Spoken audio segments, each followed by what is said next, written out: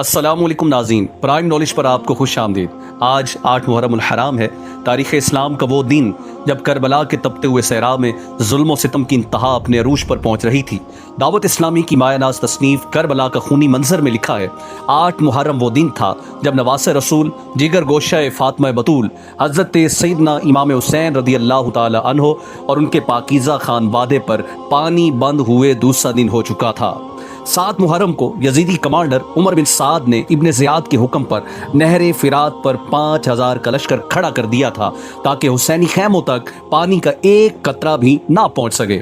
آج کی اس ویڈیو میں ہم دعوت اسلامی کی کتب کے مستند حوالوں سے جانیں گے کہ 8 محرم الحرام کو حسینی خیموں میں کیا قیامت گزر رہی تھی اور آل رسول صلی اللہ علیہ وسلم نے پیاس کی شدت میں صبر کی کون سی نئی تاریخ رقم کی۔ ویڈیو کو آخر تک لازمی دیکھیے گا۔ ناظرین ذرا تصور کیجئے عراق کی وہ گرمی جہاں زمین تانبے کی طرح تپتی ہے اور ہوا کے جھونکے آگ کے شعلے بن کے لگتے ہیں۔ ایسے ماحول میں 8 محرم کا سورج طلوع ہوتا ہے۔ خیموں میں موجود پانی کے مشکیزے اور مٹی کے برتن اب بالکل خشک ہو چکے تھے۔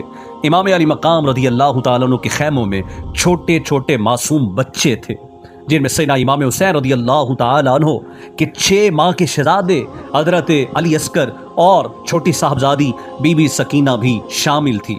پیاس کی شدت سے بچوں کے ہونٹ خشک ہو چکے تھے اور زبانیں تالو سے لگ رہی تھی۔ کتاب کربلا کا خونی منظر کے مطابق جب چھوٹے بچے پیاس سے بلکتے تو آل رسول کی پاکیزہ خواتین ان کے سینوں پر گیلی مٹی رکھتی تاکہ پیاس کی تپش کو کچھ کم کیا جا سکے۔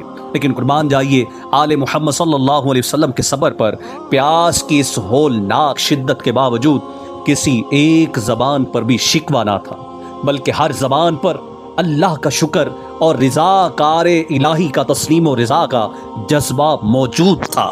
پرائم نالج کے ناظرین، جب معصوم بچوں کی پیاس حد سے بڑھ گئی تو بچوں کے چچا جان شیر خدا کے شیر نر حسین عباس علمدار رضی اللہ تعالیٰ عنہ کا خون کھول اٹھا۔ آپ سے بچوں کی یہ تڑپ دیکھی نہ گئی۔ کتابوں میں آتا ہے کہ امام علی مقام رضی اللہ تعالیٰ عنہ کی اجازت سے حضرت عباس علمدار کچھ جانثاروں کو لے کر نہر فرات کی طرف بڑھے۔ آپ نے یزیدی فوج کے پہرے کو چیرتے ہوئے نہر سے کچھ پانی حاصل کرنے کی کوشش بھی کی، لیکن دشمنوں نے چاروں طرف سے گھیرا ڈال کر پانی کا راستہ بالکل مسدود کر دیا۔ 8 محرم کا پورا دن اسی کشمکش، پیاس کی شدت اور باطل کے سخت پہرے میں گزرا۔ یزیدی سمجھ رہے تھے کہ پیاس، شاید یہ شدید پیاس کی شدت امام حسین رضی اللہ تعالیٰ عنہ کو جھکنے پر مجبور کر دے گی، لیکن وہ نہیں جانتے تھے کہ حسین خون باطل کے سامنے سر کٹانا تو جانتا ہے، سر جھکانا نہیں جانتا۔ ناظرین، جیسے ہی 8 محرم کا سورج غروب ہوا اور رات کی تاریخی چھائی تو کربلا کے میدان میں ایک عجیب منظر تھا۔ ایک طرف یزیدی لشکر تھا جہاں شراب و کباب اور دنیاوی لالچ کا شور تھا، اور دوسری طرف حسینی خیمے تھے جہاں 3 دن کی بھوک اور 2 دن کی پیاس کے باوجود رات بھر اللہ رب العزت کی حمد و ثنا کی صدائیں گونج رہی تھی۔ مکتبۃ المدینہ کی کتاب محرم کے فضائل میں بیان کیا گیا ہے کہ آل رسول اور ان کے وفادار ساتھیوں نے اس پیاس کی حالت میں اپنی راتیں بستروں پر نہیں بلکہ سجدوں میں گزاری۔ کوئی تلاوت قرآن کر رہا تھا، کوئی نماز نفل میں مصروف تھا، کوئی رو رو کر بارگاہ الہی میں دین اسلام کی سر بلندی کے لیے دعائیں مانگ رہا تھا۔ یہ رات گواہ تھی کہ حسینیوں کا جینا بھی اللہ کے لیے ہے اور حسینیوں کا مرنا بھی اللہ کے لیے ہے۔ میرے محترم ناظرین، کربلا کا یہ واقعہ صرف ایک تاریخی داستان نہیں ہے، بلکہ یہ قیامت تک آنے والے انسانوں کے لیے ایک عظیم ترین درسگاہ بھی ہے۔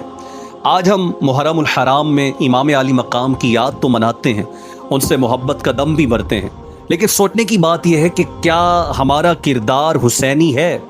امام پاک نے پیاس کے عالم میں تلواروں کے سائے میں بھی نماز کو قضا نہ ہونے دیا اور شریعت مصطفیٰ پر آنچ نہیں آنے دی۔ آج پرائم نالج ہمیں اسی حسینی کردار کو اپنانے کی دعوت دیتا ہے۔ اگر ہم سچے حسینی ہیں تو ہمیں پنجگانہ نماز کا پابند بننا ہوگا، جھوٹ، غیبت اور گناہوں سے بچنا ہوگا اور سچائی کے راستے پہ ڈٹ جانا ہوگا۔ کتاب محرم کے فضائل کے مطابق ان دنوں میں کثرت سے روزے رکھنا، خصوصاً 9ویں اور 10ویں محرم کا روزہ رکھنا، یہ سنت کریمہ ہے اور انتہائی فضیلت کا باعث ہے۔ اس کے ساتھ ساتھ پیاسوں کو پانی پلانا اور غریبوں کو کھانا کھلا کر شہداء کربلا کو ایصال ثواب کرنا عظیم سعادت ہے۔ اللہ پاک سے دعا ہے کہ وہ ہمیں شہداء کربلا خصوصاً امام علی مقام سیدنا امام حسین رضی اللہ تعالیٰ عنہ کے نقش قدم پر چلنے کی توفیق عطا فرمائے، ہمارے دلوں کو اہل بیت کی سچی محبت سے منور فرمائے، آمین بجاہ النبی امین صلی اللہ علیہ وسلم۔ ناظرین، اگر آپ کو پرائم نالج کی یہ خصوصی پیشکش پسند آئی ہو تو ویڈیو کو لائک اور شیئر ضرور کریں، اور کمنٹ سیکشن میں لبیک یا حسین لکھ کر اپنی محبت کا اظہار کریں۔ چینل کو سبسکرائب کرنا نہ بھولیں۔ اگلی ویڈیو تک کے لیے اللہ حافظ۔